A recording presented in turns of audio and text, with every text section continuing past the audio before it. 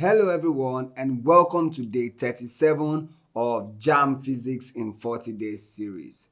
We want to say a big thank you to those of you who have always been following the series from day one, for always tuning in to ensure that you follow this series, and also for sharing the videos. We want to say a big thank you to you.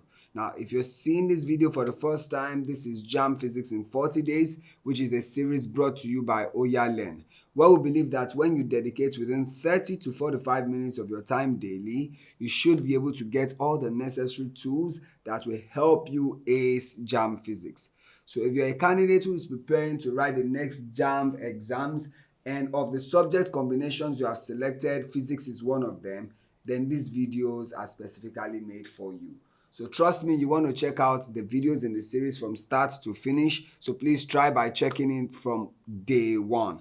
Now, what we have been able to do is that in each of the videos, we look at the individual topics that are in the Jamb Physics curriculum. Then we do a topic breakdown, that is all the topics that are within it, and then we explain what is expected of you by Jamb, and then we solve past questions on those topics while giving you tips that help you solve questions like that with great accuracy. So please check out the video from day one to the end and ensure that you are subscribed to the channel, and also share the videos and also drop a like. And if you have any question at all on what we are doing, perhaps on any of the videos, or during your study time you come across a question that you like some help with, please drop the question in the comment section and we'll definitely attend to all of your comments. And then we also have an app that can help you improve more and more.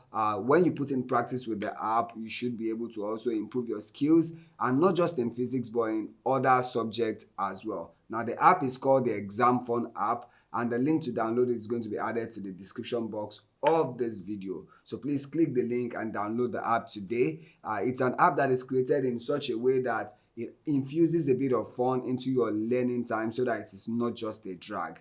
Now, you get to solve questions on any subject of your choice at different levels while you score points and also earn some money. So it is both exciting and rewarding. So you want to try it out. So please click the link in the description box to download the Exam Fun app today. Now, to get a business of day 37, what we are going to be looking at today is conduction of electricity through liquids and gases. Now, what is expected of Jamb, of every candidate, is that you should be able to explain conduction of electricity through liquid, in the sense that you should be able to describe what an electrolyte is and what is a non-electrolyte. You should be able to distinguish between these two things, electrolyte and non-electrolyte.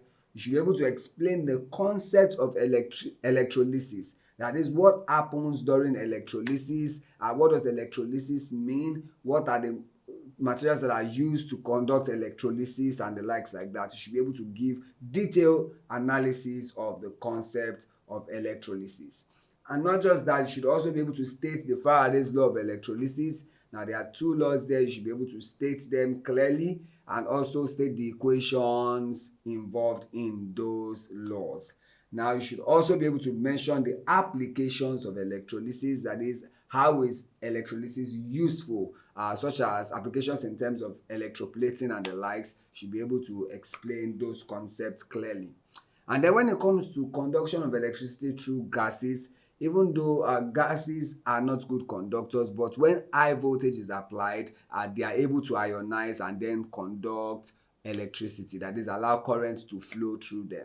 So you should be able to explain the discharge through gases and also the applications of conduction of electricity through gases, like in the case of fluorescent bulbs and neon bulbs as well. Now, this is what is expected of you, and as you can see, we've not gone into full details of this because for the purpose of Jamb, we're just going to be looking at past questions, and then as we solve those questions, I'll be giving you some tips and things that you should always remember when answering questions like that. However, for a detailed analysis of these subtopics that are listed here, you will want to check out our video on the channel where we talk on electrolysis in greater detail. The title of that video is also the same as this: Conduction of Electricity Through Liquids and Gases. and there we'll look at electrolysis in more details, solve more examples, and there are so many things that are in that video that you do not want to miss. So please check it out, and don't forget to drop us a like, and if you have any question you can also drop it in the comment section. But for now, let's just go on to solve some past questions from Jamb on conduction of electricity through liquids and gases. In a discharge tube, most of the gas is pumped out so that electricity is conducted at. Now, in this case, we are looking at conduction of electricity through gases. And what you want to do is to ensure that the molecules are as far apart from each other as possible so that they get to travel long distances to gain energy. That way, to be able to conduct electricity. And the only way to achieve this is at low pressure, because at low pressure that the molecules can then be far apart from each other. So to answer this question, the answer will be that it's so that electricity can be conducted at low pressure, which is option D. This question says the electrochemical equivalent of silver is 0.012 grams per coulombs. Now, if 36.0 grams of silver is to be deposited by electrolysis on a surface by passing a steady current for 5 minutes, the current must be, so let's solve. From the question, we are told that the electrochemical equivalent is 0.0012 grams per coulombs. We are also given that the mass deposited is 36.0 grams. And we are also given that the time taken is 5 minutes, which is 300 seconds, because you just have to multiply 5 by 60 to arrive at that in seconds. So we are asked to find the current. Now, according to the Faraday's law of electrolysis, the first law, the mass deposited equals the electrochemical equivalent multiplied by the current applied and the time taken.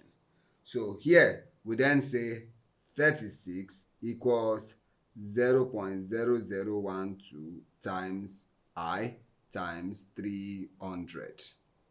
Now, 36 therefore becomes, what we have here, when we multiply this, it will give you 0.36, then I.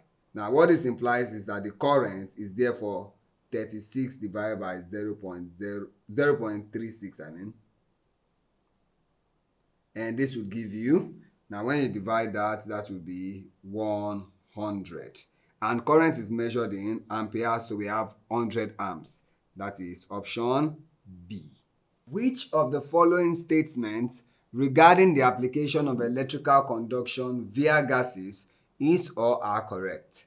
Now, the statement starts with electrical conduction in gas is applied in. Now, 1 says the identification of gases. 2 says lighting of fluorescent tubes. 3 says photocells. And 4 says cathode ray oscilloscope or the television tubes. Now, in the case of identification of gases, that's exactly what happens when you use the tubes, the discharge tubes.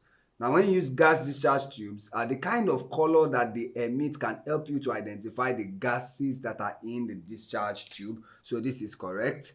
And in case of fluorescent tubes and lighting, it takes the same principle where electrons begins to allow currents to flow through them at low pressure. So this is also correct. Now, for photocells, this one uses photoelectric effect.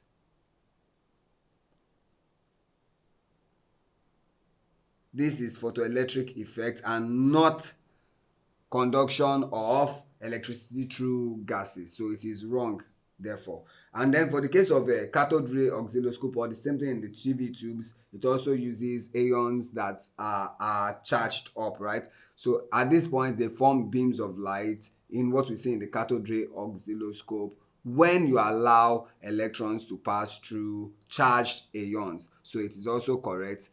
So we see now that we have 3 statements here that are correct. That is statement 1, statement 2, and statement 4. Statement 3 being the only one that is wrong. So we'll go for 1, 2, and 4 only.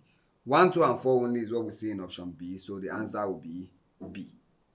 The electrolyte used in nickel ion accumulator is, now the options we have here, we have dilute tetraoxosulfate 6 acid, as dilute H2SO4. This one is used for lead acid. Barium chloride is not used as an electrolyte. I don't think it's not used as an electrolyte at all.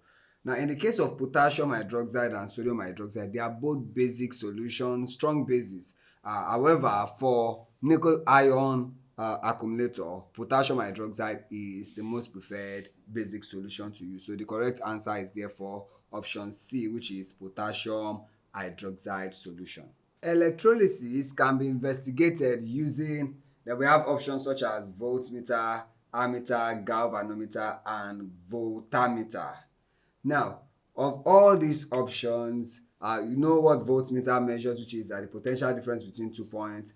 Ammeter measures current that passes through a conductor. Galvanometer measures very small currents, a very sensitive material, so it's used to measure extremely small currents. Now, the voltammeter has another name, which is called the electrolytic cell, and that is what is used during investigations of electrolysis to measure the quantity of charge and the mass of a particular material that is deposited. So the correct answer to this question is voltammeter or the electrolytic cell. So we go with option D. If you are still not subscribed to the channel, kindly take a second of your time to just click the subscription button. It is important to us that you are subscribed, because that way we are able to continue to make more helpful content like this. So please subscribe, and you can also hit the notification bell icon so that you get alerted every time we put out a new content. And please don't forget to like and share the videos. And also, if you have any question at all, please put them in the comment section and we will definitely attend to all of your questions. Now, this question says, in electrolysis, when same quantity of electricity is passed through different electrolytes, mass of substances deposited is proportional to. This is stating the second Faraday's law of electrolysis. So when you have the same quantity of electricity passed through different electrolytes now, the mass of the substance deposited is proportional to the electrochemical equivalent. So the correct option to go for here will be chemical equivalent, which is option B. The simple form of lead acid accumulator often has the negative pole as. Now, let's look at this question in more detail so that wherever the question comes from, or no matter how they change the question, you will always have the answer. So when it comes to lead acid accumulator, let's identify the positive pole, the negative pole, and the electrolyte.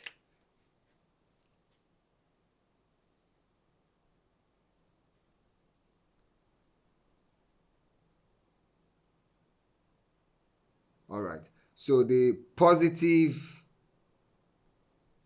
electrode is lead peroxide, and the negative electrode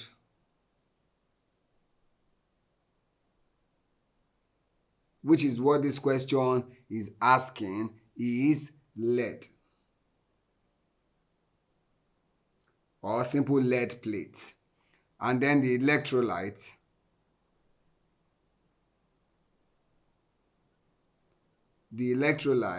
is sulfuric acid, H2SO4, or tetraoxosulfate 6 acid. So now that we've identified the positive electrode, the negative electrode, and the electrolyte, let's then go on to answer this question.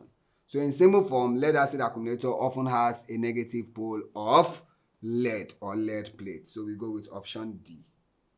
In this question, we are asked to find the amount of current required to deposit 0.02 kilogram of metal in a given electrolysis for 120 seconds. And we're given the electrochemical equivalent of the metal as 1.3 times 10 raised to the power minus 7 kilogram per coulombs. So in order to solve this, we're going to make the current the subject. So current will then be mass deposited over electrochemical equivalent multiplied by time. So the mass is 0.02 divided by 1.3 times 10 raised to power minus 7, all multiplied by time, which is 120 seconds. Now, this would give you 0.02 divided by, when you multiply this, you get 156 times 10 raised to power minus 7. Remember, this is in amperes. So when you compute this with your calculator, you should come up with, now this divided by this, and then remember this becomes positive. You will come up with 1.28 times 10 raised to power 3 amperes. Now this is approximately 1.3 because that's the closest thing we have here. So that will be 1.3 times 10 raised to power 3. So the correct option therefore will be C. An example of a non-rechargeable cell is, now a cell being able to recharge is due to reverse electrolysis. So when you're able to reverse electrolysis reactions, then you are able to recharge a cell. Now cells that cannot undergo this recharging are primary cells. And of these options that we have, the primary cell there is dry Leclanche cell. Nickel ion, mercury cadmium, and lead acid can be recharged, but dry Leclanche cell cannot be recharged. So the answer is C. Which of the following graphs correctly represent the variation of mass of a given material deposited with time for constant current in Faraday's law of electrolysis? Now, according to Faraday's law of electrolysis, the mass deposited is directly proportional to the product of the current and time. So there is a direct variation between mass and time, and so it should give you a linear graph that starts from origin. So when we look at the 4 graphs that we have here, the linear graph that starts for origin that represents mass to time is the graph we see in option A. So our answer is A. This question says efficiency of conduction in liquids and gases compared to solid is. Now, for solids, the efficiency of conduction is high, and then it becomes lesser when it gets to liquid, and even more lesser when it is in gases. So the correct answer to go there is that it is less efficient than solids. So the correct option is A. Which gas produces a pink colored light in a discharge tube? Now, these gases, let's just list the colors that they would display when they are in a discharge tube. Now, in the case of mercury, it will display a bright blue color. For argon, it will display a lavender color,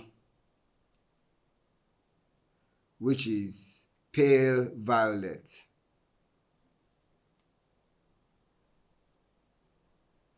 For air, it's going to display a pale blue color. And then for neon, it's going to display a red-orange color, which is close to what we know as pink.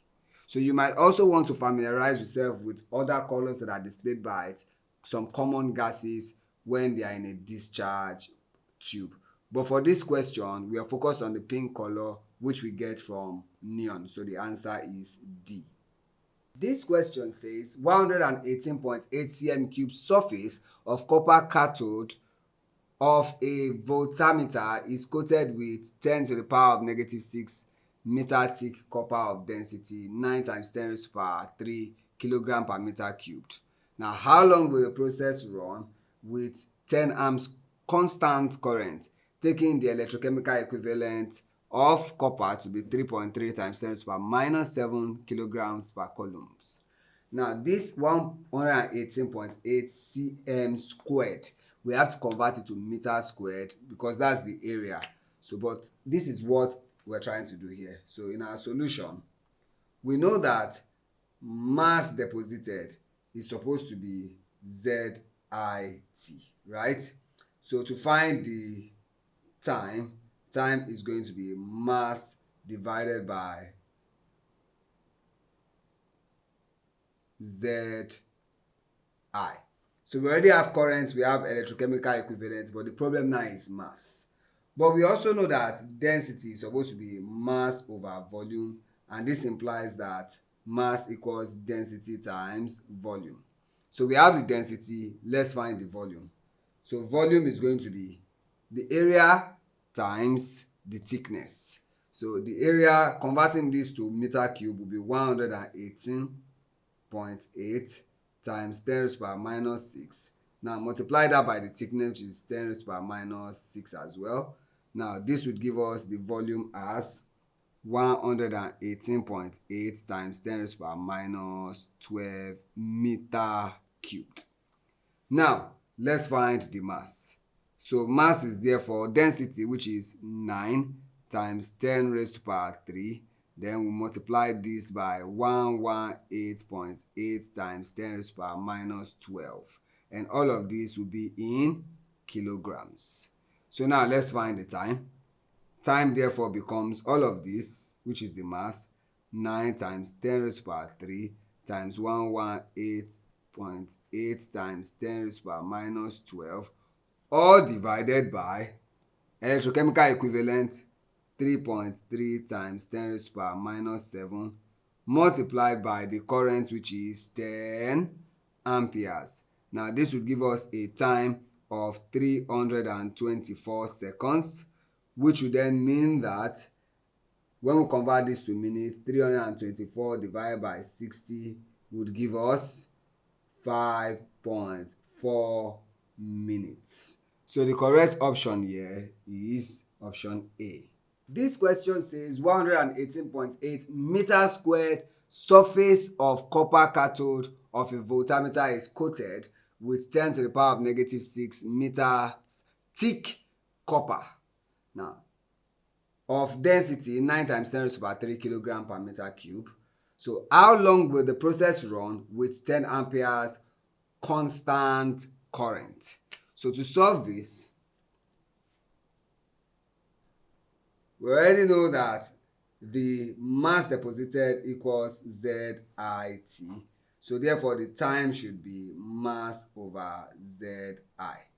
We already have Z, we have I. Z is the electrochemical equivalent. I is the current, which is 10 amps. So, but we need mass. Now, from the equation density equals mass over volume, we can say that mass equals density times volume. So the mass here would then be density is 9 times 10 raised to the power 3. Then we multiply that by volume. Now to get the volume, we have to multiply the thickness and the area. So that will be 118.8 now multiplied by 10 raised to the power minus 6. So from here we can just see that mass is 9 times 10 raised to the power 3 multiplied by 118.8 times 10 raised to the power minus 6.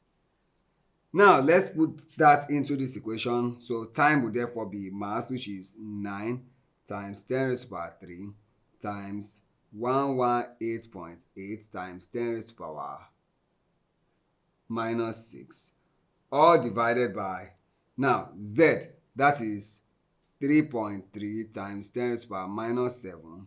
Multiply that by the current, which is 10 amperes. Now when you compute this, it will give you a time of 324 seconds. So working with this, we can then divide this by 60 to get it in minutes. So T becomes 324 divided by 60, which would give you 5.4. So remember, this is in minutes. So the correct option here is therefore A. This question starts with 4 points. So we have 1, low pressure, 2, high pressure, 3, high potential difference, and 4, low potential difference. Now the question itself says, which combination of the above is true of the conduction of electricity through gases? Now in order to conduct electricity through gases,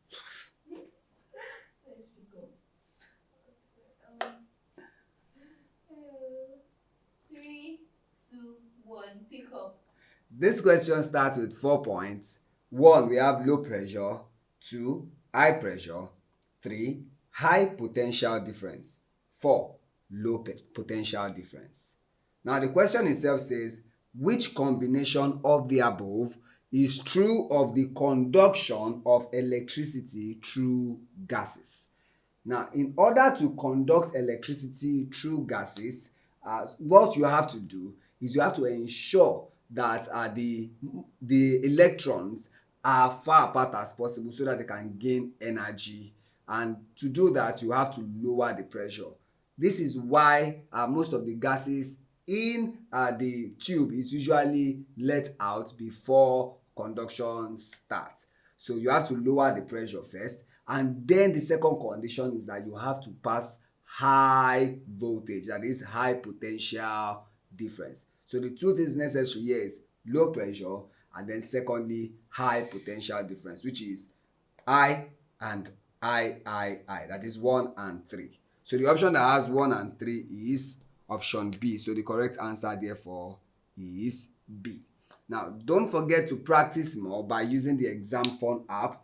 If you have not downloaded the app yet, the link to download is in the description box of the video. So please click the link, download the app, and infuse fun into your learning time. And do not forget that we are here for you in case you have any question at all, whether it's on what we are doing presently or it's on any topic that you found while you were studying.